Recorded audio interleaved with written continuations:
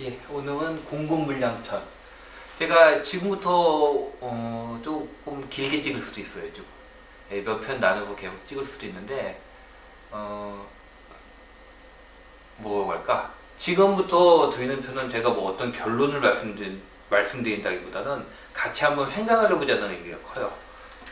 예, 같이 한번 생각을 해보고 저도 아직 생각을 다 결정을 한 상태가 아니에요. 지금부터 자료 같은 걸 찾아보면서 예, 그 진행 과정이 되게 늦을 수도 있어요. 지금 보시면 알겠지만 아무것도 안 띄워놨거든요. 여기 지금 아무것도 없죠. 예, 원래는 제가 다 잘 찾아놓고 시작을 하는데 보통 찍을 때 오늘은 그거 없이 그냥 처음부터 해가지고 좀 느긋하게 찍을 거니까 뭐 시간이 쫓겨가지고 굉장히 바쁘신 분은 예, 보실 때 조금 힘드시긴 할 거예요. 근데 우리가 부동산 공부하고 부동산을 본다는 게 저는 이 과정이 되게 중요하다고 생각을 해요. 과정을 길게 생각을 할수록 여러분들이 실수를 할 확률도 적어지니까 지금부터는 그리고 특히 더 과정이 중요하다고 생각을 해서 그야말로 이거 실시간이죠. 예, 실시간으로 좀 제가 천천히 생각을 하면서 진행을 해보기로 하겠습니다. 일단 처음 이 주제는 공급 물량이에요. 물량을 한번 보는 거예요. 제가 계속 말씀을 드렸다시피 전체적인 시장이 어떻게 흘러가는지는 대략 개념은 아마 잡히셨을 거예요. 제가 뭐 연밴드 분들에 말할 것도 없고 단기 밴드 분들도 이제 이쯤 됐으면 제가 말씀드린 게 뭔지 이제 어느 정도는 눈치를 채셨을 거예요. 서울 자체는 공급량이 없다. 거의 없는 상태다. 그리고 경기도는 공급 물량이 15, 16 인허가 물량이에요. 15, 16 인허가 물량이니까 실제 공급 물량은 18년도, 19년도 정도 되겠죠. 굉장히 많다. 일시적으로 굉장히 많고 15, 16 굉장히 많고 17년도도 많은데 실질적으로 아파트 물량을 놓고 보면 그렇게 많은 건 아니다. 17년은 오히려 많다고 얘기를 하기는 어렵다. 즉 정말로 물량이 많았던 건 15, 16분이고 즉 이거는 18, 19의 일시적 구간이 될 것이다. 그래서 이렇게 제가 지도 띄워놨는데 좀 이따 지도 확대하고 보여드릴게요. 예. 서울은 물량이 없고 경기도권은 일시적으로 물량이 많다. 그럼 어떻게 될까요?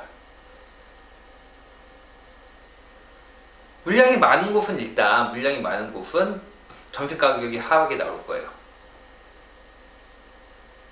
그리고 물량이 없는 곳은 전세 가격이 강세를 띠겠죠. 기본적으로는 그래요.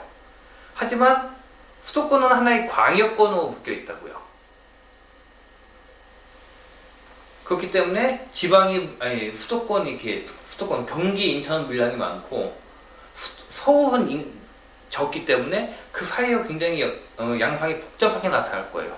그러니까 서울은 전세가 부족함에도 불구하고 부족해서 기본적으로 강세를 띠겠지만 주변부에서 물량이 없기 때문에 그 강세가 희석이 될 테고 이 주변부는 반대로 물량이 많으니까 오히려 전세 가격 하락이 나와줘야 되는데 기본적으로 하락 방향이지만 서울 쪽에 물량이 없기 때문에 전세가가 하락이 나와줘야 됨에도 불구하고 좀 버티면서 보합을 하면서 하락이 나와줄 거고요. 그러니까 대략 이원 양상이 나와줄 거예요. 반면에 지방 같은 경우에는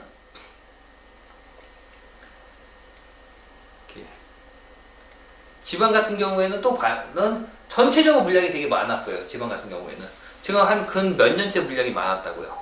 물량이 많아졌기 때문에 기본적으로 물량이 많은 게 맞아요. 물량이 많기 때문에 전세 가격이 하락이 나오는 게 맞고 그 다음에 전세 가격이 하락이 나온다는 건 일단 맞아요. 그럼 전세 가격이 하락을 하면은 매가도 하락을 하느냐? 이거는 꼭 그렇지는 않아요. 몇 번 말씀을 드렸지만 전세 가격이 하락이 나온다고 해서 꼭 매가가 하락을 하는 건 아니에요. 이거는 전세 가격은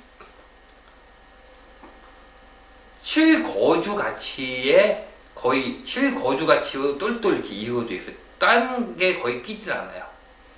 무슨 얘기냐면 여러분들이 집을 살 때 어떤 거 보고 하시죠? 여기는 3년 후에 지하철역이 뚫려. 4년 후에 지하철역이 뚫려. 뭐 이게 의미를 갖죠. 하지만 2년을 살고 나올 전세입자에게 3년 후에 뚫리는 지하철역은 아무 의미가 없어요. 오히려 어떤 의미가 있냐면 3년 후에 뚫리는 지하철역이면은 아마 공사를 한참 할 거고요. 시끄럽기만 해요. 차만 많이 다니고 공사차 많이 다니고 도로도 막혀 있고 오히려 살기 더 안 좋을 뿐이에요. 3년 뒤에 두월 기반시설 나와는 아무 상관이 없다고요. 그래서 전세입자 같은 경우는 현재 상태의 실거주성만을 중시해요. 미래의 발전성은 중요하지 않아요. 하지만 투자자라든지 매입을 하는 분, 실거주가 아니라 투자자라든지 뭐 나중에 들어가 사실 분들 같은 경우에는 3년 후에 지하철역이 뚫린다는 거 굉장히 중요한 요소가 된다고요. 이처럼 달라요. 그래서 실거주 가치는 무엇에 연동을 하냐면 거의 물량의 1대1로 연동을 해요. 그래서 물량에 연동을 하기 때문에 물량이 많다는 것이 전세 가격은 곧장 떨어지는데 그렇다고 해서 전세 가격 하락이 꼭 매매가 하락과 연관이 되는 건 아니에요. 전세 가격 하락이 나오면도 매매가는 올라가는 경우가 많아요. 어떨 때가 이럴까요? 매매가 이외의 가치. 그러니까 뭐 좀 전에 말씀드린 것처럼 대표적인 게 발전성이에요. 발전성. 3년 뒤에 발전할 것 같다. 이것이. 그러면 전세가는 하락을 하지만 매매가는 상승을 한다고요. 그래서 전세가와 매매가가 꼭 일치를 하는 건 아닌데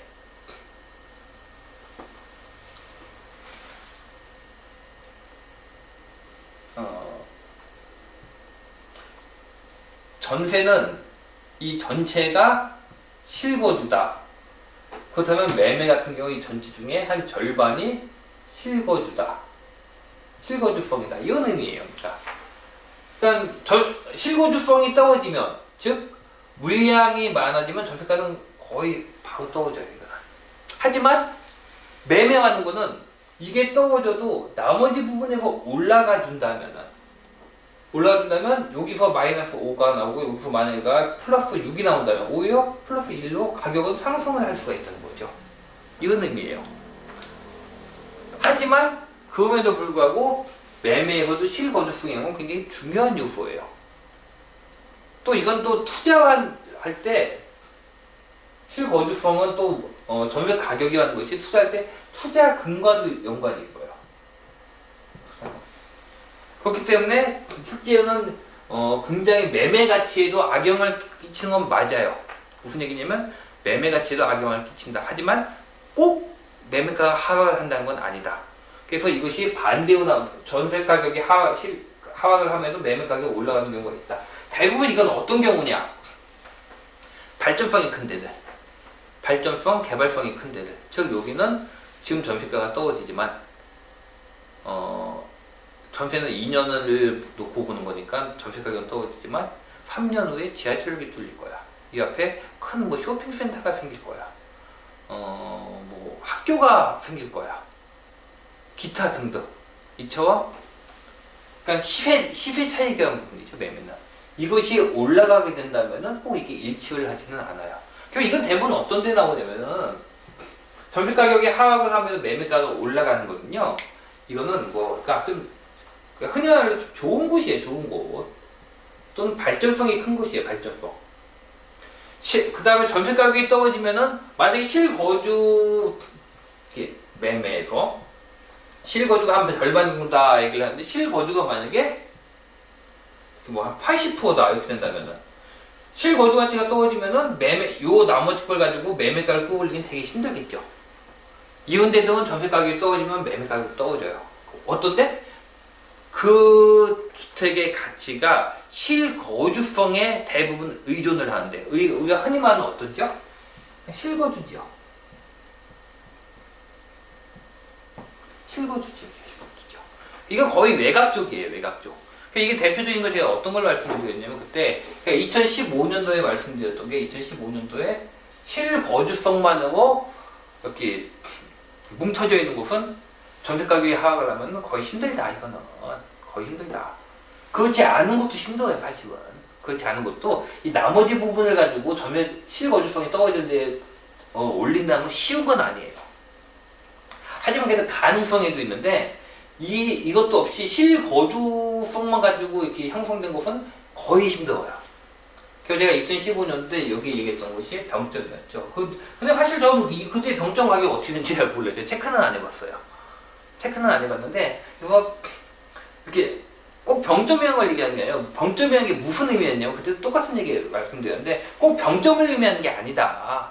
그러니까 그 주택의 가치가 실거주성의 대부분 여기는 가성비 괜찮아 뭐 이런 데들 이 가격에 이 정도 주거지는 별로 없지 싸서 들어왔어 뭐 가격은 좀 싸지만 그냥 뭐 조금 거위는 있지만 다닐만해 이런 것들이 거의 전세 가격이 떨어지면 매매 가격도 하락을 해요. 이런 곳들은. 그래서 뭐 우리가 흔히 말하는 좋은 곳, 뭐 강남, 뭐 이런 데들 같은 경우에는 물량이 많아가지고 전세 가격이 하락을 한다고 해가지고 매매 가격이 하락을 하지는 않아요. 어떨 때? 그러니까 굉장히 동호방법 같지만은 사람들이 생각하기에 전세 가격을 제외하고 나머지 개발성을 봤을 때 가격이 오를 것 같다고 생각을 하면은 그것이 더 클 때는 이런 식으로 상승을 하는 경우도 있어요. 지방 같은 경우에는 일단 물량 부담이 있기 때문에 전체적으로는 힘들다고 보는 게 일단은 맞아요. 이렇게 말씀을 드렸지만 이렇게 실거주 가치가 떨어지는 상태에서 매매가를 끌어올린다는 건 그렇게 쉬운 일은 아니에요. 아주 흔한 일도 아니고 그러니까 이건 상당히 괜찮은 곳들 발전성 좋고 사람들 관심이 많고 굉장히 좋은 곳들이에요. 그렇지 않고는 이게 쉬운 일이 아니에요. 기본적인 약세라고 보는 게 맞아요. 그리고 이 지방 같은 경우에는 거의 기본적으로 약세예요. 제가 이거 찍으면서 어쩌면 지방 쪽도 한 번씩 다 이렇게 말씀드릴 수도 있는데 모르겠어요. 그건 너무 또 장기전을 가니까 그렇게까지 할지 안 할지 모르겠는데 하여간 그래요. 그래가지고 지방적인 기본적으로 물량이 다 나왔다고요. 이게 물량이 이렇게 다 나온 상태에서는 기본적으로는 추세상은 하락이라고 보는 게 맞아요. 이거는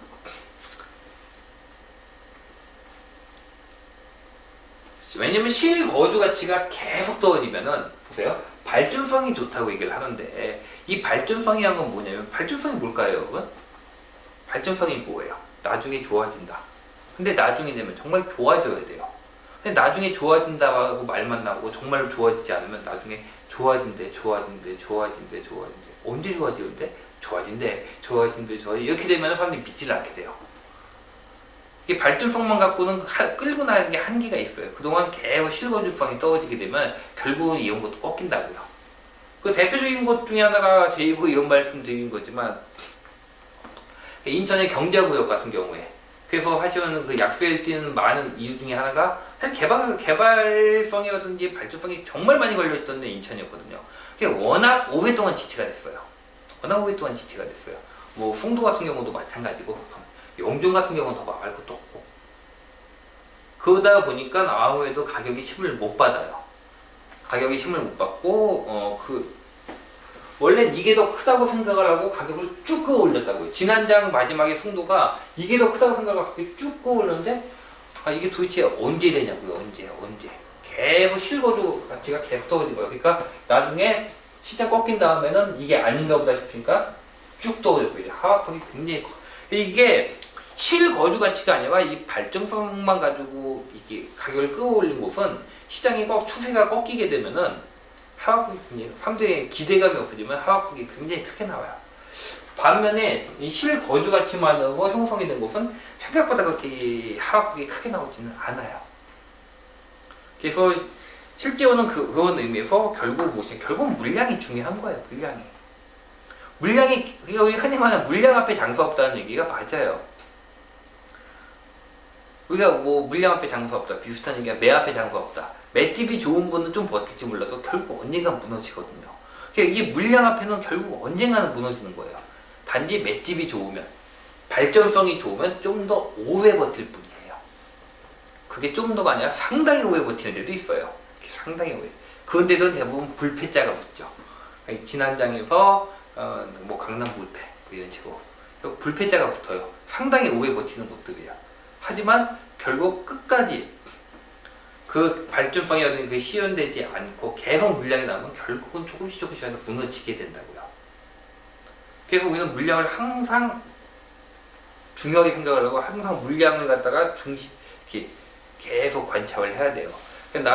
내가 있는 곳은 물량과는 아무런 상관이 없어 라고 얘기하시는 분들인데 그런 곳은 세상에 없어요. 언젠가 무너져요. 단지 그곳이 정말 강하면은 굉장히 오래 버틸 수는 있어요.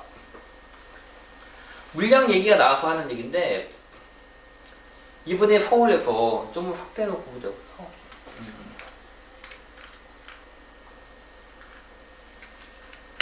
예. 서울에서 지금 이번에 물량이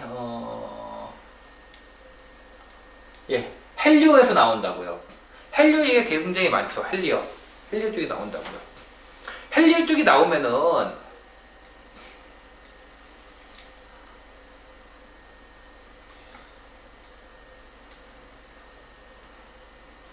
위에 헬리오 이쪽 송파 이쪽 헬리오 쪽에서 나오는데 원래는 이게 위험하지 않느냐고 보면 사실 이거 굉장히 위험한 거예요.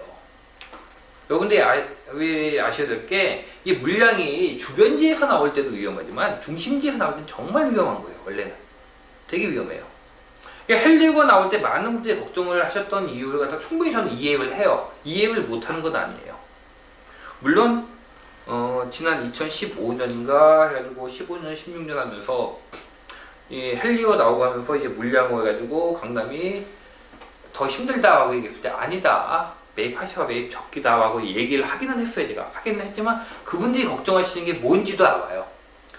아마 예전에 그때 기억이 있으셨겠죠. 여기 리센치 나왔을 때 그때 기억이 있으셨을 거예요.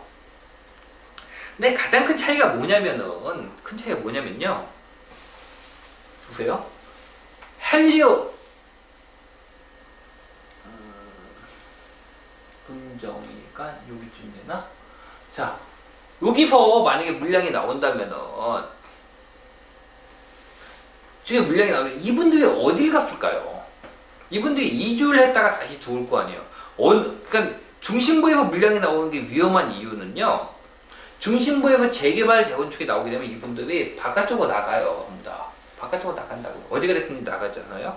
이 나가는 게 겹치는 경우도 되게 많아요. 가지고. 그래서 저는 진짜 그렇게 됐는지 안 됐는지 모르겠는데 사실은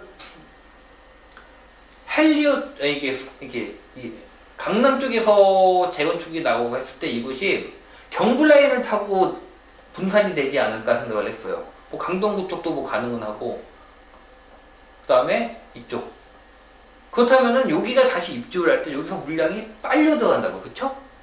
여기서 입주를 하게 되면 나갔던 물량이 다시 빨려 들어와요. 이게 바깥에서 공백이 생겨요. 근데 사실 이게 시장이 하락을 들어갈 때 굉장히 전형적인 패턴이에요. 굉장히 전형적으로 시장이 본격적인 하락을 들어가는 전형적인 패턴이 재개발 재건축으로 나갔다가 다시 입주를 들어올 때요. 이때가 사실 굉장히 위험해요. 그래서 제가 헬리오 걱정하시는 것도 충분히 이해를 해요. 뭐 이해를 못하는 건 아니에요. 그리고 헬리오 거의 만세대인가 된다고 하죠.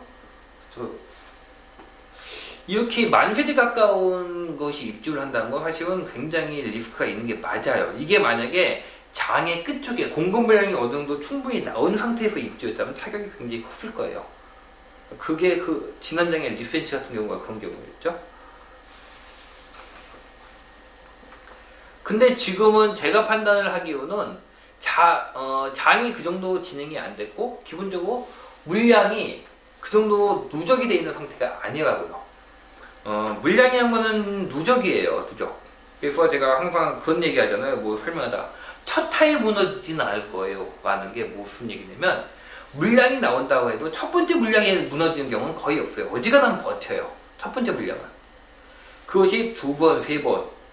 그러니까 지금도 마찬가지예요. 여러분들 헬리오가 아무 이상이 없다고 해가지고 서울은 이제 만세대 입주는 아무 상관이 없네? 그러면은 다음에 만세대도 아무 상관이 없을 거야? 그건 아니에요. 서울 자체에 어떤 입주 에너지가 있다면은 헬리오가 들어오면서 그 입주 에너지 중에 일부를 갖다가 소진을 시킨 거예요. 헬리오 전과 후 따지면 헬리오 입주 전 후를 따지면 후가 되면은 남아있는 수요 에너지가 쭉 있는 상태예요.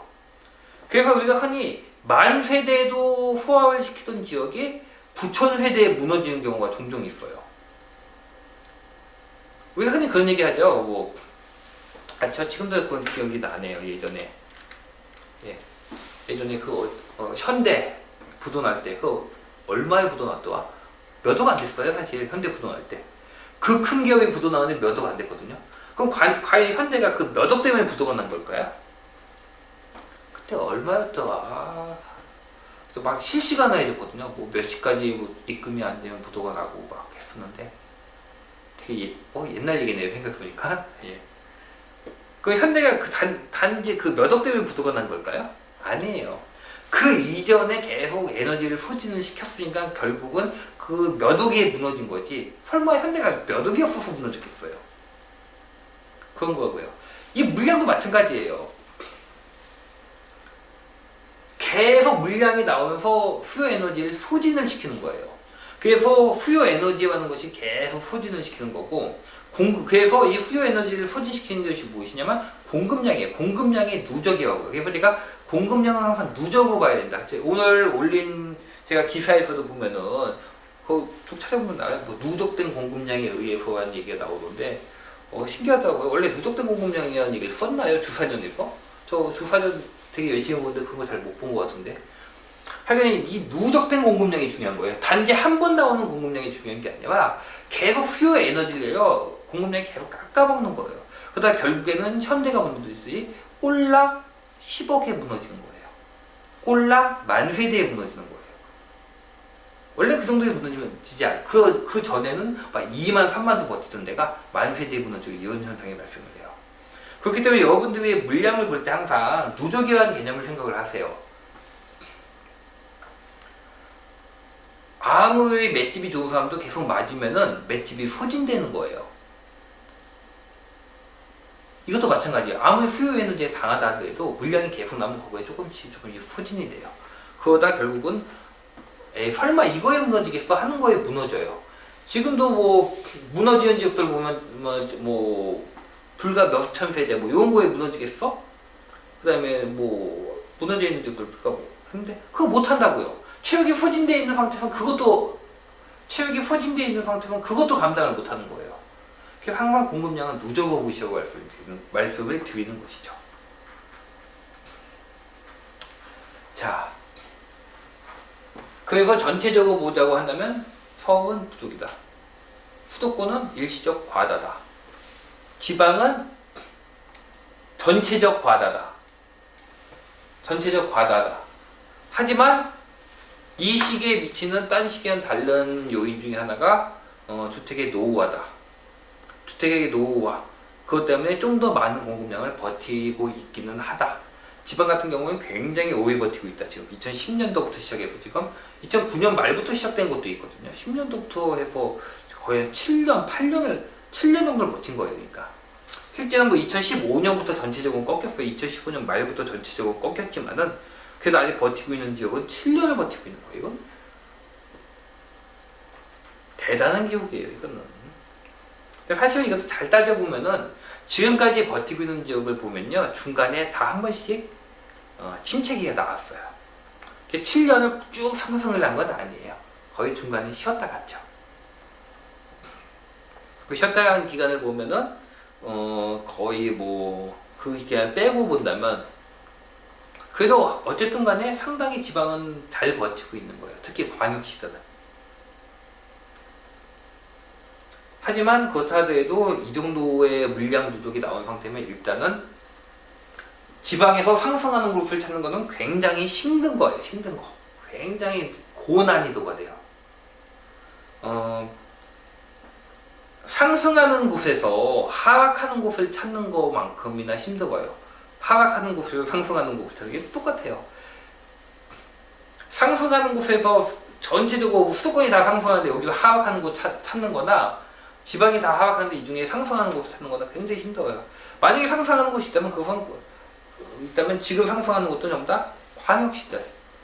광역시에서도 광역시나 준광역시급 그 시도의 중심 도시들, 그 중심 도시에서도 아주 핵심 입지들, 여기만 강세예요. 거의 여기만 강세를 띠고 있다고요. 그러니까 전반적으로는 사실 상승 지역을 찾기가 굉장히 힘든 시기예요. 그리고 중심 이런 곳들도 전부 다 아주 안전하냐고 묻는다면은 그것도 애매하다는 거예요. 전체적으로 안전하다고. 왜냐면 전체적으로 주변에서 나온 물량이 언제 영향을 줄지 모르기 때문에 편안하게 투자를 할 수 있는 곳은 아니다. 대신에 상승하는 곳들은 상승장의 마지막 유동성장이기 때문에 이거는 상승폭은 굉장히 커져요. 이 큰 상승폭을 보고 들어가시든지 또는 리스크를 보고 들어가지 않으시든지 이거는 개인 선택이에요. 그야말로 취향이기 때문에 제가 이걸 갖다 뭐 투자를 하시라 마시라 얘기하는 건 굉장히 힘들어요. 자, 전체적으로 이렇습니다. 그 다음에 하나씩 봅시다. 원래 이제 좀 통계표 쭉 봐야 되는데 그 전에 일단은 한번 전체적으로 말씀을 드리는 거예요. 수도권이죠. 자, 수도권이에요. 수도권에서 보시면은 수도권에서 보시면 경블라인들. 그러니까 여기 지금 뭐 열심히 안전하시는 분들은 잘 모를 수도 있으니까, 자, 송파 쪽에서 강남 쪽에서 경부라인 쭉. 이 경부선 방향은 굉장히 중요해요. 우리나라 도시들을 보시면은 이 경부선의 중요성은 여러분들이 뭐 새삼 얘기할 필요가 없어요. 우리나라 중심 도시는 전부 다 경부선에 걸려 있어요. 기본적으로 경부선에 걸려 있지 않은 중심 도시라고 할 수 있는 데는 광주 하나 정도예요.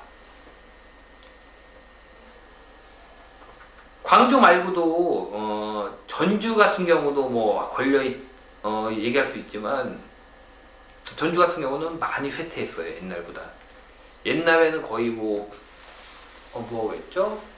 뭐 한강 이북에서는 어디 얘기도 하고 뭐 한강 이남에서는 뭐 거의 손가락 안에 들던 도시거든요. 전주 같은 경우에. 근데 지금은 그렇지 않잖아요. 당장 광역시에도 들어가지 못하고 있다고요. 그 다음에 경부 라인에 걸리는 데들은 굉장히 크게, 그러니까 우리나라의 중심 도시는 다 경부 라인에 걸린다고 보면 돼요. 그만큼 이 기위라는 것은 굉장히 중요해요. 우리나라는 경부 라인을 따라 성장을 해왔고 굉장히 양호한 실거주 가치를 가지고 있어요.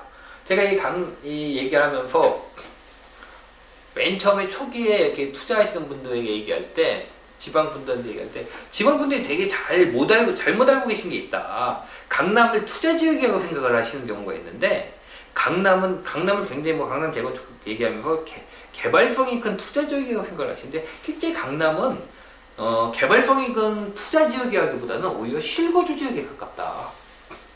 굉장히 실거주성이 강한 곳이다. 여기는 누구나 살고 싶어 하는 곳이지 단지 투자성이 큰 곳이 아니다. 그 투자성이라는 것 자체도 실거주성에서 나오는 곳이 강남이기 때문에 이 경부 라인 같은 경우는 딱 실거주 라인이에요. 실거주성이 굉장히 강해요.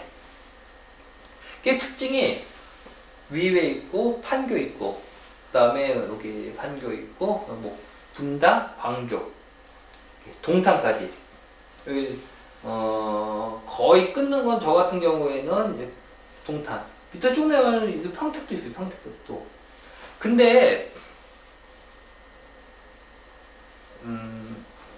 제가 예전에 말씀드린 것도 있지만은 보세요. 이렇게 라인을 형성을 했을 때 어디가 중심지예요? 여기 지금 있잖아요. 그냥 강남이 중심지예요. 여기 단일 중심의 특징은요, 중심에서 바깥쪽으로 나갈수록 에너지가 약해져요. 그래서 집값이 어떻게 돼요? 라고 얘기했을 때는 되게 말하기 쉬워요. 강남에서 가까우면 비싸요. 강남에서 멀면 싸요. 그리고 이 에너지가 이게 쭉 강하게 오다가 쭉 약해지는 시기예요. 이렇게. 그래서 그 약해지는 한계가 어디냐, 어디까지 뻗어나갈 수 있느냐라는 것인데, 동탄까지 뻗어나갈 수 있다 없다를 굉장히 고민을 한 거예요. 사실은 동탄이 그렇게 강하게 올라갔다 강하게 떨어졌다 뭐 이렇게 좀 굉장히 동탄은 정말 우여곡절이 많았던 도시거든요. 그러니까 요즘 투자하시는 분들은 잘 모르실 텐데 지난장부터 투자하셨던 분들은 잘 아실 거예요. 이거 동탄은 정말 우여곡절이 많았어요. 그래서 사실은 2013년도 때 제가 2013년도에 시장이 반등을 한다고 얘기했을 때도 반대하는 사람들이 가장 큰 이유가 동탄이었어요. 동탄 때문에 반대했어요. 동탄의 물량이 얼마인지는 알고 지금 시장 반등을 얘기하냐. 그리고 그때 14년인가 했을 때 그때가 딴 것도 아니라 그냥 전매 제한이 풀릴 때였어요. 그러니까 동탄이 전매 제한이 풀리면 이 물량 나오면 시장 다 박살난다. 아마 기억하시는 분들도 계실 거예요. 전매 제한이 풀리는 것까지 따져가면서 활동도 이 우여곡절이 컸던 데인데 지금은 동탄 같은 경우에는 어느 정도는 사람들이 인정을 해주는 거예요. 아, 경불라인입니다. 경불라인에서 여기가 중심지하면 원래 요 부중심지를 만들어요. 중심지, 부중심지를 만들면은 뭐가 좋은 거냐면 이 안쪽이 안정이 돼요. 시장이. 단일 중심일 때 갈수록 이렇게 에너지가 약해지지만 중심을 두 개 잡아놓으면 요 안에서는 이렇게 이 안에서 에너지는 일정하게 유지가 된다고요. 그래서 중심지, 저는 그래서 동탄이 부중심지가 되는 게 가능하다. 경불라인에서 중심지, 부중심지가 가능하다 본다면 이 안은 안정적일 것이다. 하지만 이 바깥으로 나가면 이건 다시 또 어떤 딱딱 점이에요. 이 안은 안정적일 것이다. 그래서 밑으로 내면 평택이 있는데 평택이 있거든요. 평택이 어떠냐고 봤을 때 동탄도 물량이 많다고 했는데 평택이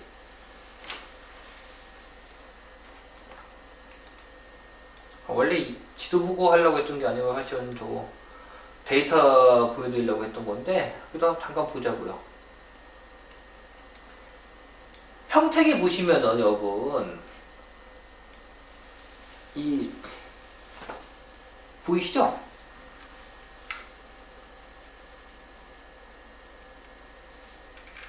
조금 이렇게 하면 보이시죠? 자, 보세요. 평택에 보시면요 정말 많아요. 개발 계획 잡혀 있는 게 진짜 많아요.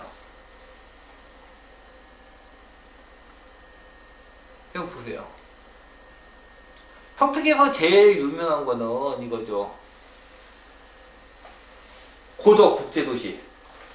고덕국제도시가 정말 유명한데 그거 말고 고덕국제도시는 지금 열심히 짓고 있어요. 많이 졌어요. 은하와 건설들 워낙 잘해서 그런지 몰라도 가보면 또 이만큼씩 올라가 있어요. 콩나물 크듯이 커요. 건물들은. 근데 거기는 아직 짓고 있지만 그 외에 수서블 덕지, 현천 도시개발, 그 다음 무슨 도시개발, 동삭 도시개발, 세교구 보이시죠? 도시개발 사업이 제가 몇 개도 알고 되게 많아요. 하나에 수서발 척지가 제일 크지만은 그 외에 도시개발 사업도 되게 많아요. 그리고 이게 어디하고 연결이 되냐면은 안성하고 연결이 돼요. 안성하고 바로 연결이 된다고요. 그래서 지금 이번에 보면은 미분양 수도권 많은 데가 평택, 안성 이렇게 나오는데 이거 그냥 하나 묶어도 돼요. 이게 바로 연결이에요. 여기도 지금 시흥에서 여기인가? 가다 보면은 여기 안성을 잠깐 거쳐요. 그리고 도로 나오면 안성이 내비게이션 안성입니다. 떴다가 들어가면은 평택입니다. 이렇게 떠요. 거의 붙어 있어요. 붙어 있으니까 평택의 물량이 많으니까 안성도 당연히 그 영향을 받는 거예요. 지금. 이처럼 물량의 양은 다 서로 이렇게 연관을 주게 돼요. 이 동탄의 물량이 많잖아요.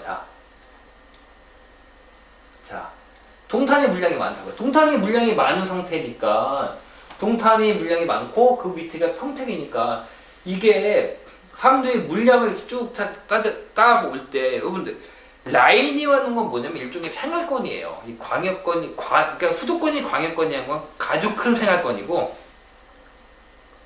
그 안에 라인이라는 건 그거보다 조금 더 작은 좀 더 직접적인 생활권이에요. 그래서 이 보통 라인으로 묶은 데에서는 장점이 뭐냐면 한 군데서 물량이 나와도 딴 데서 그 물량을 받아줘요.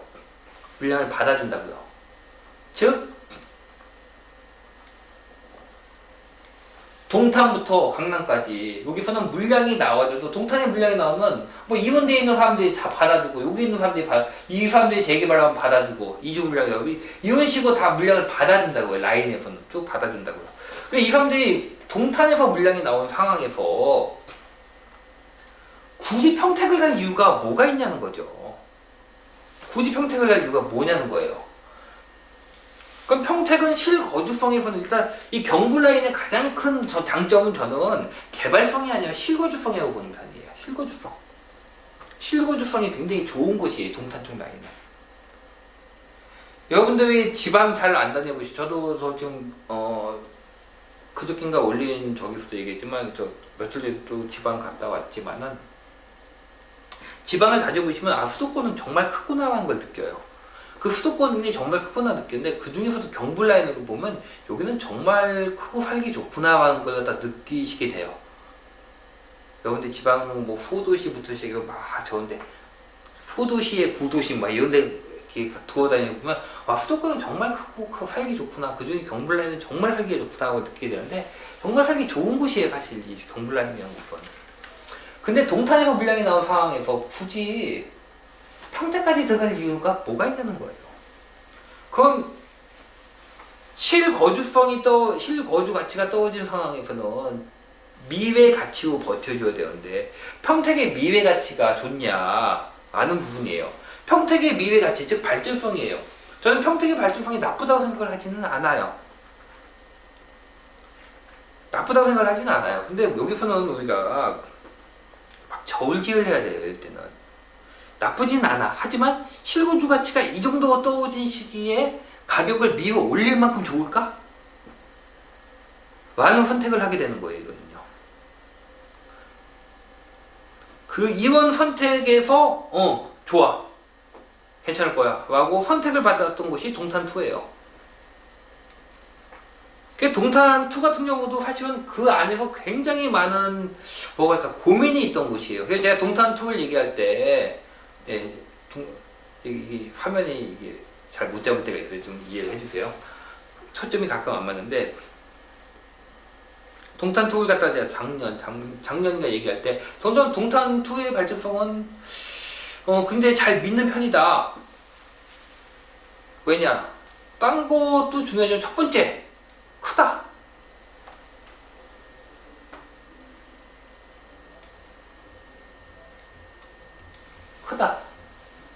동탄2 신도시 굉장히 크다. 그래서 동탄1하고도 연결이 되면 더 크다.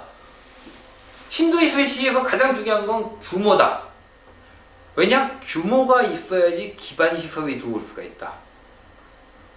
인구가 없으면요 기반 시설이 못 들어와요. 이 중에서 지금 제 거 듣는 분들 중에서 지금 뭐 자영업 하시는 분 많이 계시죠? 예. 제가 알기로도 많이 계신 걸로 알고 있고, 예, 의사 선생님도 계시죠? 예. 제가 아는 분도 몇 분 들어와 계시고.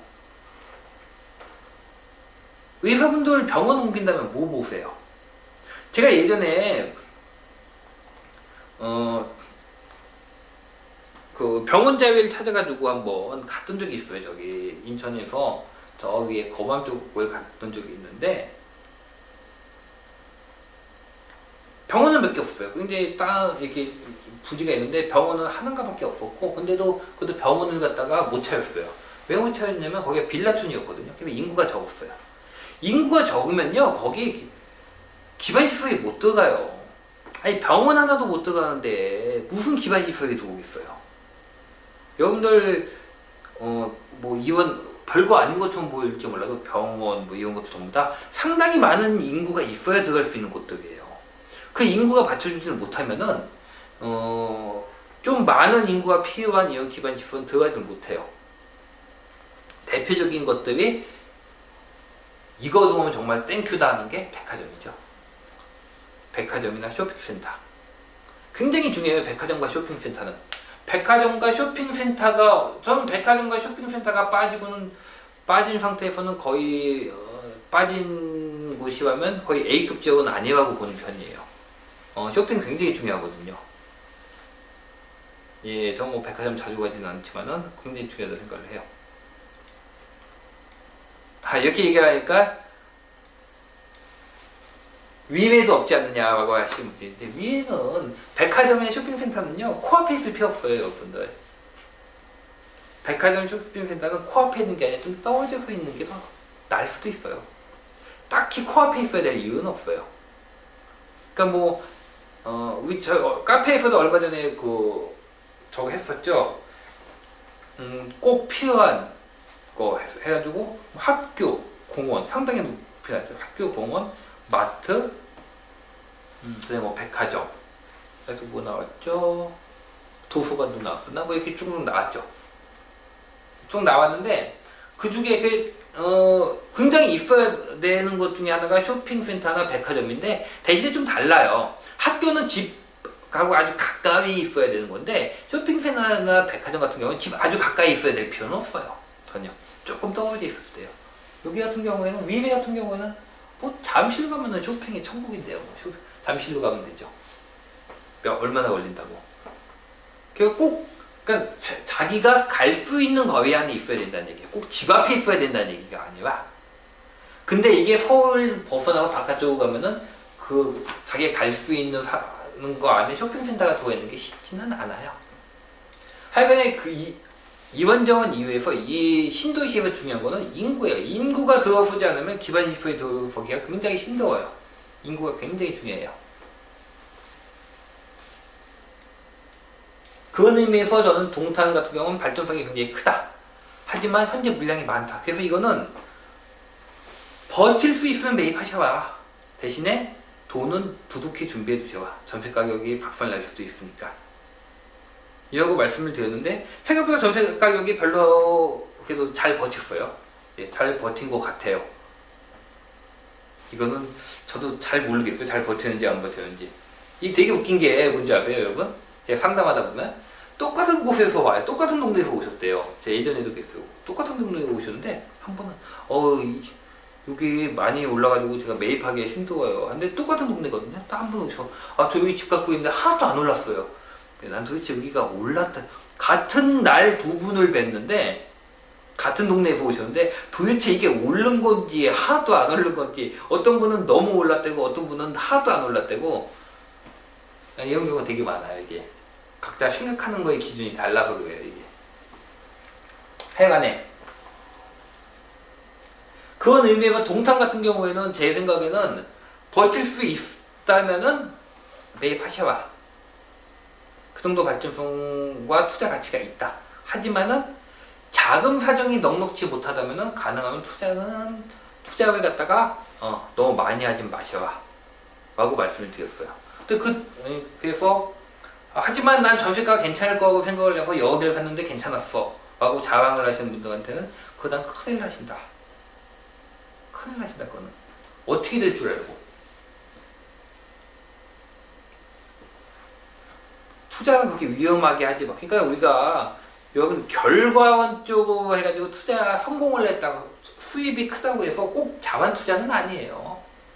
그런 식으로 투자하다 언젠간 망해요. 언젠가는.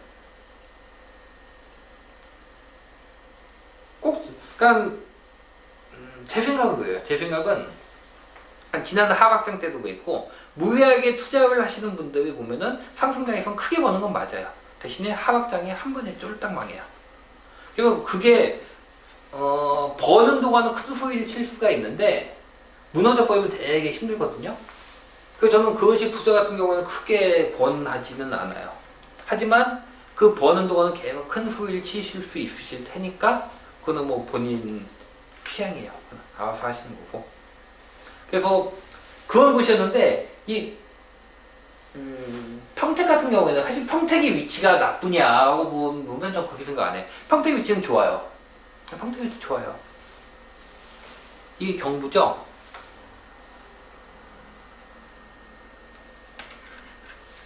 경부,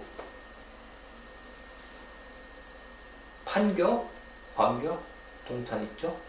여기 쭉 나오니까 평택이 온다고요. 평택 그게 꽤 괜찮아요. 평택의 도시 위치 자체가. 이 아래쪽도 보면은 평택 있고 천안, 거의 천안이 수도권의 마지막 또는 지방에서 올라오는, 거의 여기도 노후목이에요. 천안도. 그 평택도 마찬가지로 노후목이에요. 평택이나 천안이 경부 라인도 그렇고 나중에 서부 라인이 지금은 끊겨 있잖아요. 이거 끊겨 있다고.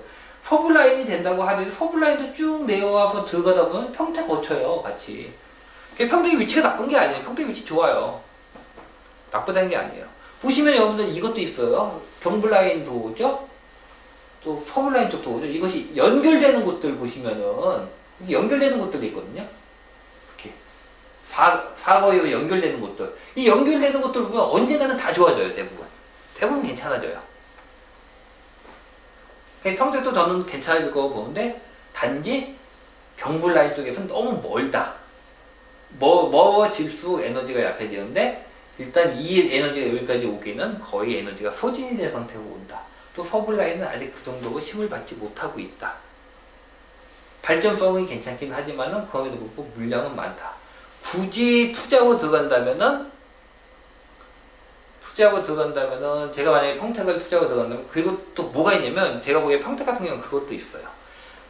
평택의 발전성을 얘기하시는 많은 분들이 산업 거의 삼성 있죠? 삼성 얘기를 하세요. 기업 얘기를 하고 그 다음에 미군 부대 얘기를 하세요. 근데 제가 솔직한 제 생각은 미군 부대라는 것 자체가 인구를 끌어모으는 요소는 될 수 있어요, 물론. 예. 그리고 산업단지라는 것이 인구를 끌어모으는 요소는 돼요. 예, 맞아요. 하지만 그러니까 일자리 창출이라는 면에서는 의미가 있어요. 즉 생산도시라는 의미에서는. 하지만 그것이 주거하는 측면에서 공단과 군부대라는 게 주거하는 측면에서 도움이 되는 면이 되냐고 묻는다면 저는 그거는 글쎄요예요. 공단과 군부대가 주거에 도움이 된다고 생각을 하지는 않아요. 저는. 인구를 끌어모을 수는 있어요. 인구를 끌어모으는 건 주로 어떤 도시냐면 생산도시예요. 주거에 보탬이 되는 거는 소비도시라고요. 즉 만약에 끌어모은다, 여기 일자리가 있다 하더라도 여기를 갖다가 출퇴근이 가능한 곳 중에 소비도시가 있다면 소비도시로 빨려나갈 수도 있다고요. 굳이 우리나라 이 얘기 또 하게 되는데 우리나라가 집을 살 때 기준은 애기들이 우선이에요. 무조건 학군 우선이에요. 학군 우선. 그 다음에 엄마들 우선이에요. 이 애기들과 엄마들이 가끔 싸워요. 어떤 곳 가보면은 학군이 우선이고 어떤 데 보면 이거는 학교보다도 엄마들이 우선이네. 엄마 부모집 카페가 우선이네. 라는 것도 있어요. 이거는 그 경우 따라 달라요. 그러니까 학교가 너무 멀다 이렇게 한다면 그렇지만 그게 아닌 경우에는 이 둘이 왔다 갔다 해요. 근데 아빠 직장은 저 뒤에요. 학군 있고 그 다음에 엄마 부모집부터 문화생활 한 다음에 아빠 직장은 요 정도 밑에 있어요. 그래서 아빠는 출퇴근을 하면 된다고요. 굳이 공단과 군부대 옆으로 들어가야 될 이유는 없어요. 아빠가 공단과 군부대를 간다고 해서 온 가족이 다 공단과 군부대 옆에 살아야 될 이유가 있는 건 아니에요. 그거는요. 특히 교통망이 잘 갖춰진 곳이라면 더 그래요. 근데 사실 제가 저번에 2000 하이닉스 증설을 한다고 얘기했을 때도 2000에 보태면 되겠지만 실제로 그렇게 보탬이 될지는 모르겠다고 얘기를 했는데 그때 댓글 다시는 분들 중에서도 거기 다니시는 분들, 진짜 하이닉스부터 거기 다니시는 분들도 출퇴근 많이 한다. 사실은 출퇴근 많이 한다. 근데 2000은 출퇴근하기가 그렇게 좋은 데는 아니에요. 상당히 멀어요. 거기가 있고. 그럼에도 불구하고 출퇴근을 하시는데 경부라인에 걸려있다면 경부라인은 여러분 평택 같은 경우에는요 딴 데 들어가기 되게 좋아요. 교통망 되게 좋아요. 그럼 굳이 평택에 살 이유가 없다고요. 근데 아빠만 가서 일하면 돼요. 평택에서 아빠만 가서 일하고 들어와도 충분해요. 시간. 여기 평택 10만원 그 위에 이렇게 경부라인 얼마든지 있는데요. 굳이 거기 가서 온 가족이 다 있어야 될 이유는 없잖아요. 그 이유 때문에 제가 사실 이번 장 초기부터 너무 외곽이 있는데 아래쪽에 평택이나 위쪽에 파주나 그다음에 이쪽에 이천 이런 데까지는 굳이 오르긴 오를 거다. 오르긴 오를 건데 투자로 봤을 때 그렇게 메리트가 있다고 보기에는 좀 힘들다 라고 말씀드렸을 때 그런 이유가 있었던 거죠. 근데 게다가 평택에서 물량이 또 나온다고요. 이런 건 일단 마이너스 요인이라고 봐야 돼요. 그러니까 이원산에서 물량이 나온 거. 자, 큐브라인 대강 이었습니다. 그럼 이제 서블라인 쪽 보자고요. 자, 여기는 서블라인이라고 하는데 사실 서블라인은 아직 완성이 안 돼 있어요. 여기 보시면 딱 하면 여기 인천이 나오는데 이렇게 보세요. 여기 지금 제2외곽이거든요. 제2외곽 이렇게 연결돼요. 제2외곽 여러분들 타 보셨는지 모르겠어요. 여기까지 들어와 있어가지고 원래는 송도부터 청라까지 가려면요 되게 거리가 멀어요. 거리는 가까운데 이게 인천도 이렇게 바다가 있잖아요. 부산도 그렇죠. 부산도 이렇게 해안이 가까운데 그게 부산도 이렇게 가로질러가 다 해놨잖아요. 그게 없다고 생각을 해보세요. 해안선 따로 이렇게 들어가야 되기 때문에 되게 멀어요 이게. 그리고 해안가는 거의 밀집지역이거든요. 인구가 밀집지역이기 때문에 굉장히 교통이 복잡해요. 그거는. 근데 제2외곽이 뚫린 다음에 되게 가까워졌어요. 여러분들 여기서 요거 해저 터널인가 이렇게 넘어가는데 여기서 타서 청라까지 들어가는데 10몇 분 걸려요. 그리고 청라 여기부터 시작을 해가지고 여기 김포까지 들어가는데도 20분 안 걸렸던 것 같은데? 뭐 몇 킬로 밟느냐에 따라 다르겠지만 제 기억에 20분 안 걸렸던 것 같아요. 저 이 길 되게 자주 가는 편이에요. 예, 편인데 근데 보세요. 여기서 끊어져 있어요. 이게 원래 어떻게 돼야 되는지 아세요? 이게 이렇게 연결돼서 나와요. 이렇게 연결되고 밑으로 연결돼요. 이렇게 연결이 되는데 여기 송도하고는 여기서 인터체인지가 연결이 돼요. 그리고 위쪽에는 이렇게 파주운정 쪽도 연결이 돼요. 그래서 이게 연결이 되면 파주운정부터 송도까지 아마 20 몇 분이면 진입할 거예요. 아마 지금은 어마어마하게 걸리죠? 한 40 몇 분 걸릴 거예요. 지금 가게 되면 그래도 이게 있어서 그나마 빨라진 거예요. 쭉 타서 여기서 내려가지고 여기서 일산대교까지 넘어가지고 다시 이렇게 들어가야 돼요. 파주운정. 근데 이게 연결되면 그냥 와요. 그럼 20분이면 올 거예요 아마. 이게 아직 연결이 안 됐어요. 이게 연결이 돼야지. 일단 인천 쪽을 갖다 저 원래 인천 쪽 얘기는 잘 안 해요. 제가 있어서 그렇기도 하고 괜히 오해 사기도 싫고 그래서 안 하는데 서블라인 쪽을 하자면 일단 인천 쪽을 중심을 잡고 얘기를 하는 게 일단은 쉬워요. 그래도 인천 쪽 얘기를 어쩔 수 없이 해야 되는데 자 보자고 여기 인천이야. 이게 영종이에요. 영종 되게 크죠? 영종. 그 다음에 이게 송도예요. 이렇게 연결되어 있어요. 그러니까 이게 청라예요.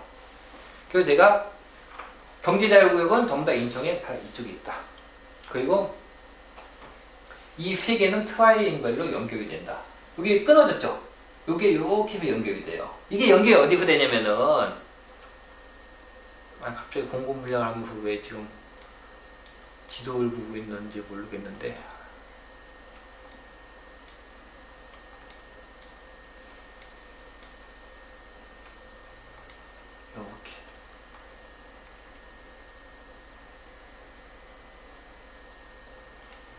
이렇게 이렇게 해서 이 앞쪽에서 이렇게 연결이 돼요. 앞쪽에 연결되는데 치료 편집도 꼭 크고 보자고요. 여기 이 앞쪽에서 여기가 지금 뭐가 있는 데냐면 그 뭐죠? 펜토피아 앞에서 연결이 돼요. 펜토피아 앞이에요 이게. 펜토피아 앞쪽에서 연결이 돼가지고 이렇게 해도 들어가요. 이 루트는 아직도 2025년인가? 그 정도 보고 있을 거예요. 제가 주 계획대로 외우는 건 아니기 때문에. 자, 그래서 요게 이렇게 연결이 돼서 시흥하고 이렇게 안산하고 다. 이게 서블라인이에요. 이게 서블라인 연결이 되는데 아직 안 됐어요. 다 되려면 이것도 그렇고 요것도 파주 연결돼야 되는데 이거 연결되면 다 이거 2025년 정도? 2024, 2025, 이 정도 볼 거예요, 아마. 요게 연결이 돼야지, 영종, 송도, 청라가, 자, 여기서 연결되죠? 청라하고 송도. 정말로 이제 다이렉트 연결이 돼요, 이렇게 되면은. 그 다음에, 청라에서 영종까지 이렇게 연결이 돼요. 이렇게. 이게 뭐냐면 제3연륙교예요. 그리고 지금 경인고속도 요 아래 경인고속도가 예,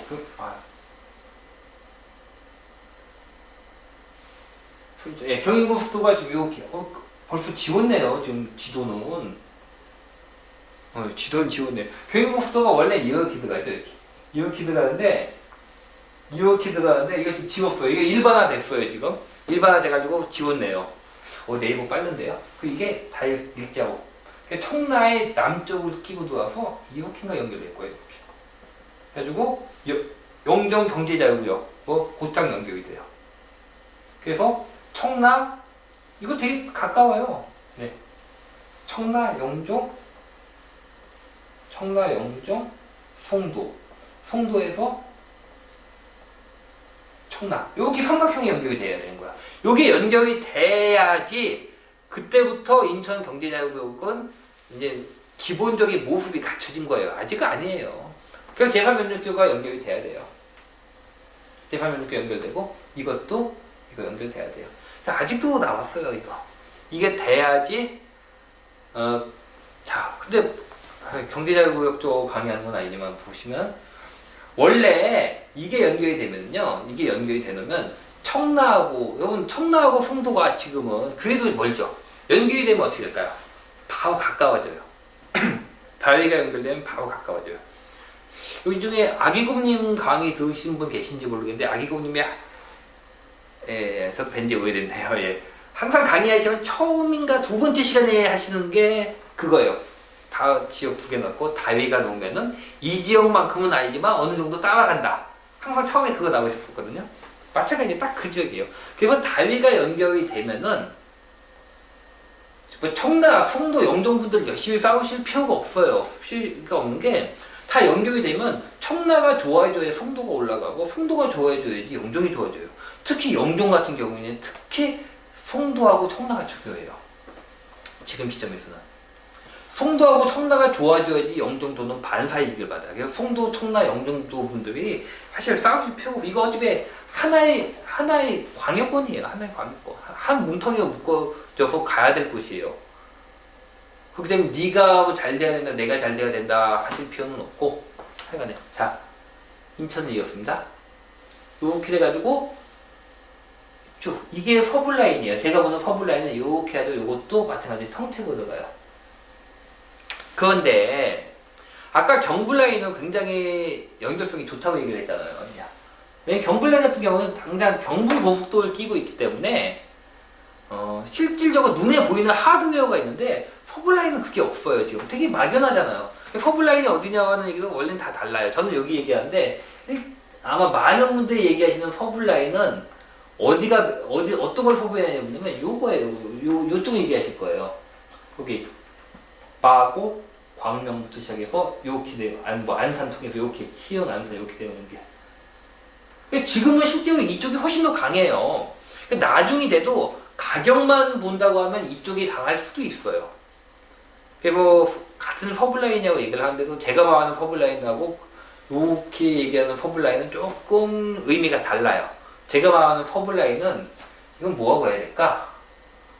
산업라인이에요. 산업. 주거 쪽을 기준으로 해가지고 이렇게 라인을 잡은 게 아니라 산업 쪽 라인이에요. 이거는 지금. 다 우리나라의 뭐 대표적인 공단 지역들이죠. 뭐 안산부터 시작을 해가지고 뭐 인천 이쪽 경제자유구역 이쪽에서 항구에서 나가고 공항에서 나가고 위쪽까지 대표적인 산업 라인이라고요. 그 산업 라인이라는 측면에서 말씀을 드린 거고 하여간에 봅시다. 자 파주 일산이에요. 파주 일산. 일산 같은 경우에는 일단은 전체적인 도시 한번 싹 보고선 실제 지표 보는 거는 일단 전체적으로 한번 보고선 들어갈게요. 일산과 항상 마을에 나오는 게 분당인데 분당 같은 경우에는 강남하고 가까워요. 분당은 강남하고 가깝기 때문에 태양하고 지구와의 거리가 가깝다면 어떻게 됐을까요? 지구는 돌다가 태양으로 빨려 들어갔을 거예요.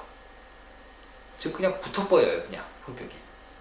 그 분당 같은 경우는 요게 강남하고 분당이 거기가 가깝다는 것 자체가 사실은 분당이 홀로 독립을 하기 위해서 굉장히 큰 단점이 돼요. 큰 단점이 돼요. 근데 이게 위성도시로 남아있으려면은 위성도시로서 보면 가깝다는 게 굉장히 큰 장점이에요. 즉 자족도시가 되겠다고 말한다면은 단점.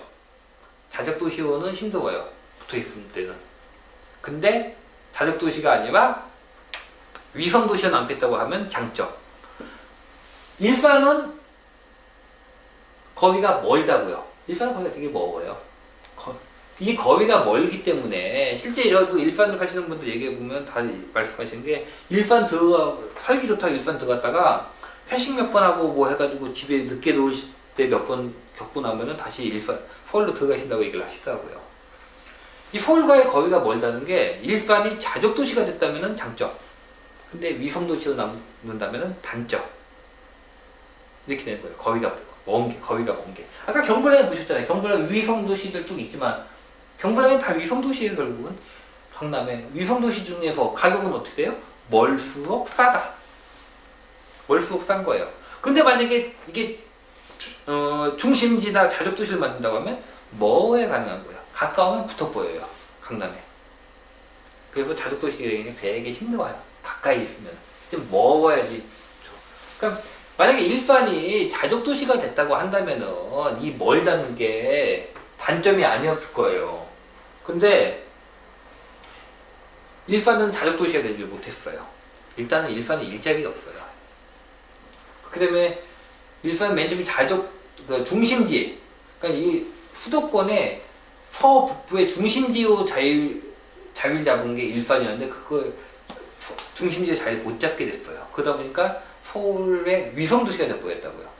근데 예전에 일산이 분당보다 비쌌던 적도 있어요. 근데 일산이 위성도시하고 온다고 한다면 장점이 크게 없어요. 일단 너무 멀어요. 너무 멀다고요. 또 먼 것도 있지만 또 뭐가 있냐면 분당은 강남의 위성도시라고요. 일산은 강남의 위성도시하고는 너무 멀어요. 이 서울 이쪽이에요, 이쪽. 근데 서울 이쪽이 강남보다 약하다고요. 가격이 약하다고요.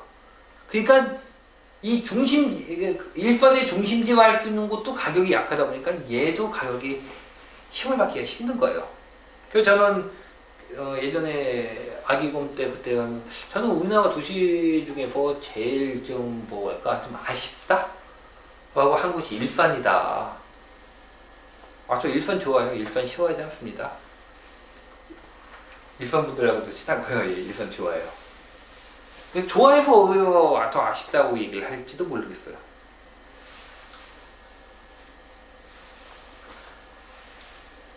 그런 상태고 파주는 거기다가 대규모 택지가 나왔다고 해요. 대규모 공급량이 나왔어요. 이 대규모 공급량이 나온 게 일산이 일자리를 갖는 중심지였다면은 일산의 위성도시에도 파주가 힘을 받겠는데 이거는 일산 자체도 주변 도시인데 서울의 위성도시가 돼버렸는데 거기서 다시 또 새끼를 친 거예요. 그러니까 이거는 어떤 면에서는 그러니까 주택지로서 힘을 받기는 되게 힘든 상황이에요. 파주 같은 경우에는 그냥 구조상 좀 힘들어요. 게다가 뭐가 있냐면 보세요. 여러분들이 각 도시들을 볼 때 여러분들 집 볼 때 어떻게 보세요?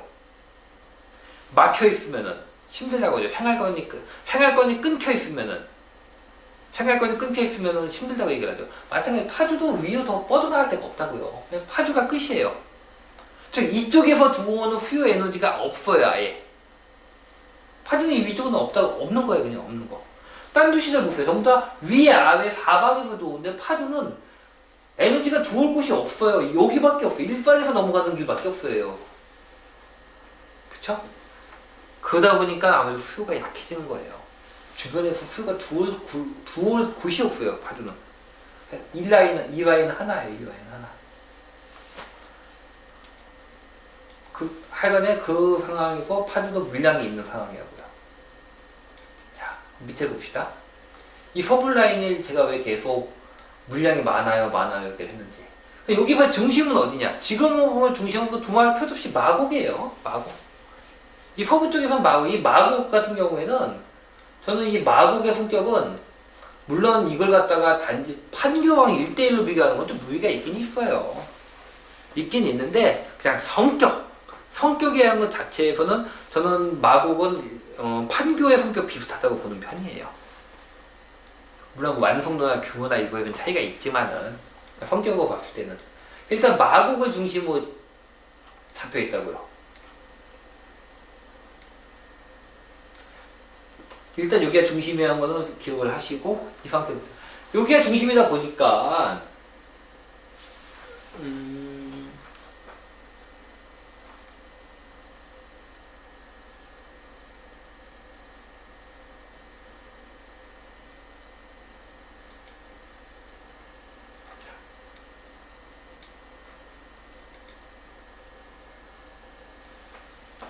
이 마곡과 연결되는 곳이 전부 다 강세예요. 일단 마곡과 연결이 돼야 돼요.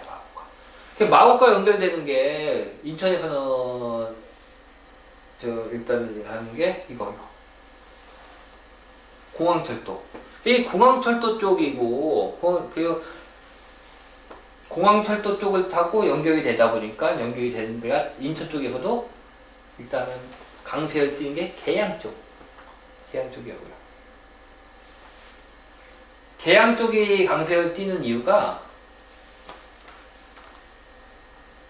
공항철도 이용. 그리고 예전에 몇 년도냐 8년 2009년도 2010년도에 인천에서 그나마 잘 버텼던 데 중에 하나가 검암 쪽이에요. 검암 쪽. 서구의 검암 쪽.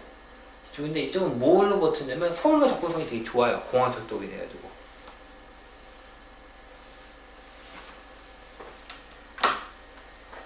일단 여기와 연결되는 것들이 전부 다 기본적으로는 강세예요. 강세라고 보시면 되고. 근데 그것도 하더라도 일단은 기본은 물량이 너무 많아. 이게 물량이 얼마 많은지 한번 볼까요?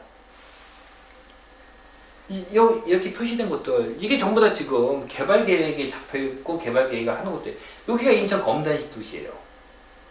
김포 한강 신도시 김포 있죠? 딴 데는 이 정도가 안 잡혀 있어요. 딴 데 보시면은. 자, 보세요.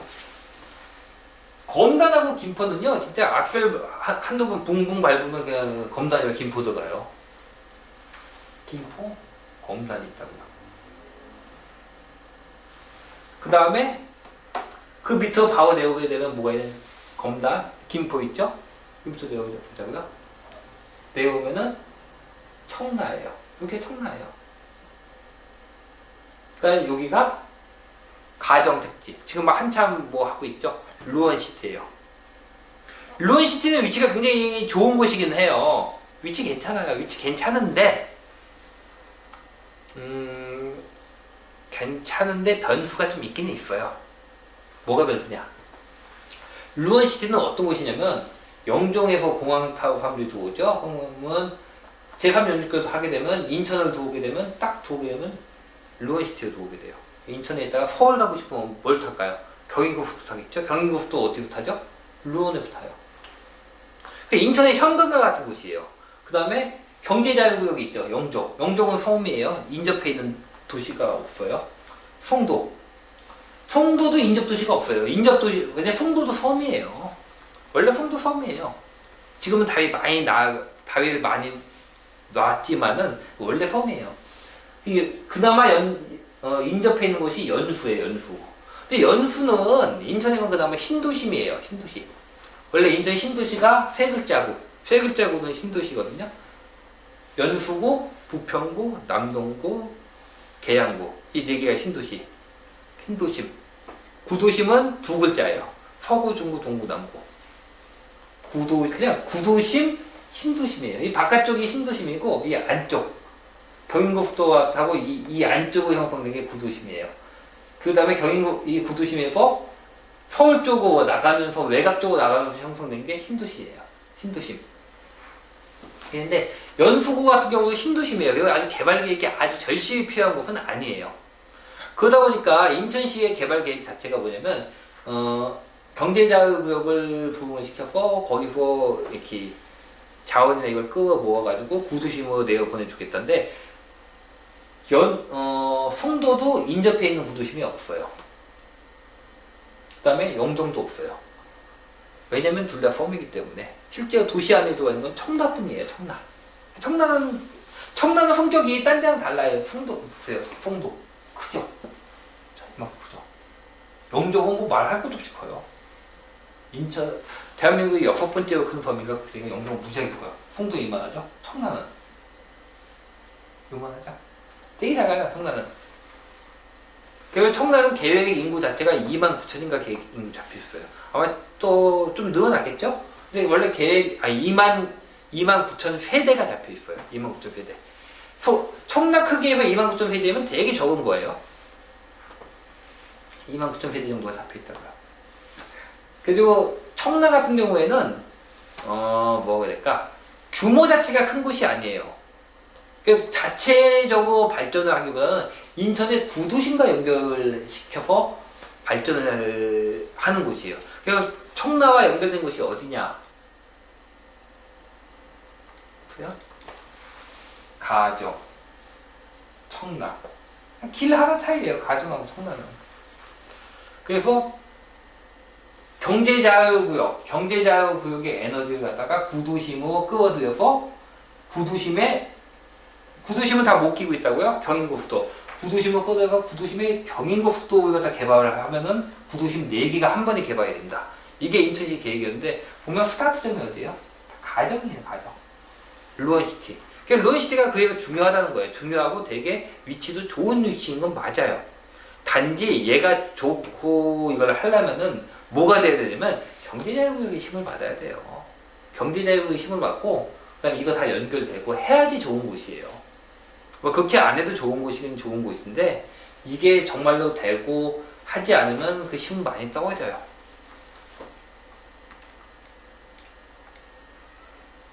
자, 김포, 그 다음에 검단, 그 다음에 루원, 그 다음에 청라예요.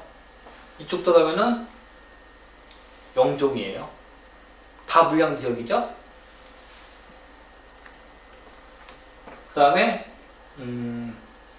여기서 밑으로 조금만 내려오게 되면 뭐가 있냐면은 일단 송도도 일단 물량이 나오는 곳이죠.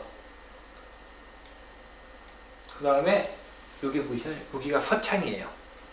이게 되게 작아 보이는 보통 이 정도예요. 이 정도면 작은 거 아니에요. 저 경제자유구역이 워낙 커가지고 딴 것들이 작아 보이는 거지. 서창. 그리고 인천은 요 정도가 있어요. 서창. 요 정도. 그 다음에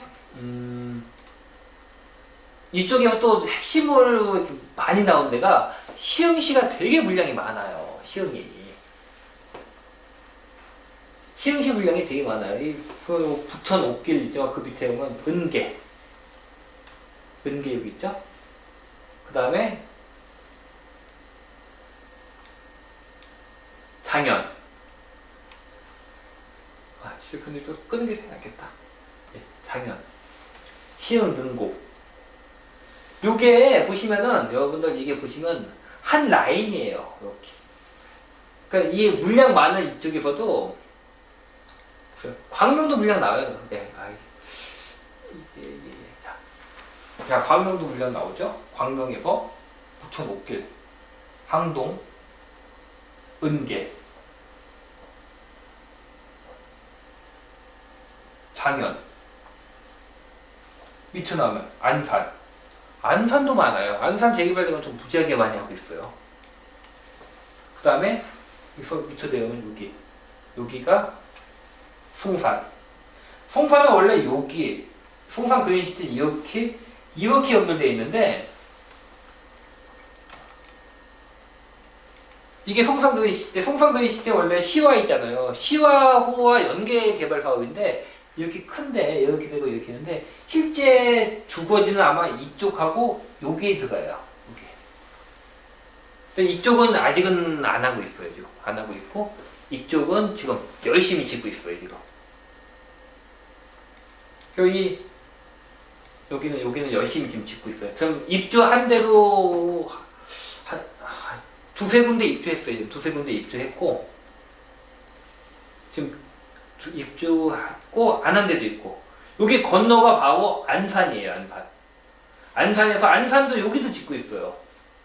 요거. 지금 이름이 안 나오죠? 뭐요? 금왕시티. 2020년 2월 입주네요. 보시면 보세요. 이게 다 입주? 입주예요, 지금. 그 다음에 지금, 요 넘어오는데, 어디냐. 안산 이쪽. 선부. 이쪽도 다 분량이고. 그러니까 이게, 서부 쪽을 여러분 보시면요. 그러니까 이 밑으로 내려오게 되면은, 밑으로 내려가도 마찬가지예요. 뭐, 수원도 마찬가지고, 뭐, 그 다음에 뭐 화성이 적지도 않죠? 향남, 남양 뭐 쭉 있죠? 그러니까 이 서부 쪽은 이게 되게 많아요. 뭐랄까? 되게 산계돼서 많아요. 산계돼서 많은데, 그러면은 되게 안 좋냐라고 물어보신다면은, 이거 좀 애매해요. 되게 애매한데, 애매한데, 아까 처음 말씀드린 것처럼 저는 수도권은 한시적이라고 보는 편이에요. 한시적이라고 보는 편이기 때문에 발전성이 크다면 투자를 들어갈 만 하다고 봐요. 투자를 들어갈 만 하다고 보는데,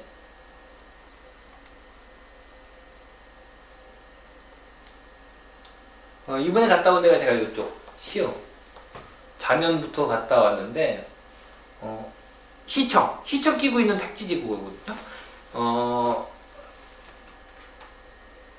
제가 이렇게 돌면서, 지방들 돌면서 보면은, 요즘 시청 옮기는 거 유행인가 봐요. 시청 많이 옮겨요. 시청도, 뭐, 제가 도청 신도시 말씀드렸지만, 도청도 많이 옮기고. 근데 거의 시청 끼고 옮긴 택지지구는 망하는 경우는 못 봤어요. 거의 어지간하면 성공해요. 시청 낀 택지지구는. 뭐, 가격은 하락을 하는 경우가 있기는 있더라고요. 가격이 하락하는 경우가 있기는 있는데 어지간하면은 그렇게 폭망하는 경우는 없어요.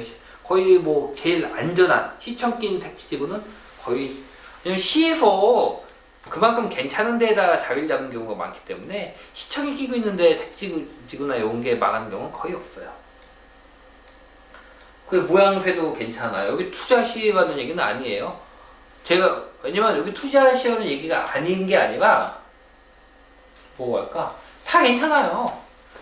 다 괜찮은데, 그래서 제가 송산, 여기 나온 거, 송산 유니시티 같은 경우에는 제가 그렇게 크게 추천을 하지는, 뭐, 피해가 시는 게 낫다라고 말씀드렸는데, 이게 가보니까 안산 생활권이 있거든요. 이거 안산에 붙어 있어요. 마을 시흥이지, 그냥 안산 생활권이에요, 이거는 그냥. 안산에 붙어 있는 거예요. 시흥이 지금 이거 되게 잘하더라고요. 저 아래쪽 가보면, 김해가 그거 되게 잘하고 있거든요. 저기 경남권에 김해가 창원 쪽, 진해구 쪽, 부산 쪽에 딱 붙어가지고 딱 올만한 자리에다 이렇게 해가지고 인구 빼보기 되게 잘하고 있는데 시흥도 그거 지금 되게 잘하고 있는 것 같아요. 다 딴 도시 옆에다 딱 이렇게 인천 쪽, 광명 쪽, 전부 다 이 밑에 안산 쪽 다 이렇게 거기서 이렇게 인구 넘어올 만한 택지 자리에다 딱딱딱 짓고 했던데.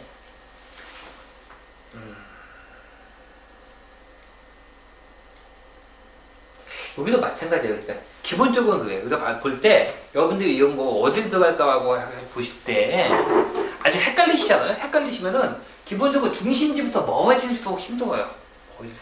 여러분들이 지금 이제 와가지고 한번 경보나요 힘든데 한번 보세요. 여기도 오를까요? 안 오를까요? 하고 막 이렇게 걱정하시는 데다 다 먼 데들이에요. 가까운 데들은 어디가 나면 다 버텨요. 이쪽도 마찬가지예요. 여기 이쪽을 갖다 중심으로 본다면 여기와 연계된 곳일 테고, 인천 쪽도 마찬가지고, 여기서 멀수록. 그래서 제가 그때 가능하면은 송산까지 넘어가진 마셔 했는데, 뭐 지금 송산 보니까 그래도 뭐 나쁘지 않더라고요. 도시가 이뻐요. 나쁘지 않은데, 이런 데는 가성비 따져야 돼요. 가성비. 가성비 따져서 어떤가? 가격만 놓고 본다고 한다면은, 저는 가격만 놓고 본다고 한다면은, 빠질 것 같지는 않아요. 빠질 것 같지는 않은데 우리가 투자할 때 꼭 빠질 것 같지 않다고 투자를 하는 건 아니잖아요. 기왕이면 조금 더 많이 오르거나 조금 더 안정적인 곳을 투자를 들어가잖아요. 그래서 제가 저번에 하면서 이 일시적 공급 과잉 구간이라는 걸 생각을 한다면은 과잉 물량으로 인해 뭐 흔들리는 데가 있다면 거기 매입도 나쁘지 않다라고 이렇게 제가 김포 쪽도 말씀드렸는데 김포 쪽도 나쁘지 않다. 뭐 도시철도가 1년 연장이 됐다 하더라도 우리나라에서 뭐 철도 1년 연장이야 뭐 심심하면 나오는 거니까 크게 문제도 아니고 또 물량 부담이 있다 하더라도 위치 자체는 괜찮다. 그리고 물량 구간이 수도권은 계속되지 않는다. 이 기간 지나고 나면은 물량이라는 것이 빼놓고 봤을 때 가격이 물량이라는 위험 요소를 빼놓고 봤을 때 괜찮은 곳이라면 들어가 볼만 하다라고 말씀드렸는데 수도권에서는 기본적으로 괜찮다고 생각을 해요. 아까 평택 얘기를 했지만 평택을 갖다 그러면은 가격이 빠질 것이라고 생각을 하는 것이냐라고 묻는다면 제 생각에는 또 막상 또 그렇지는 않아요. 평택도 이 물량 구간이 지나고 나면 전 마찬가지로 괜찮다고 생각을 해요. 그리고 평택에서 들어간다면 저하면은 아마 평택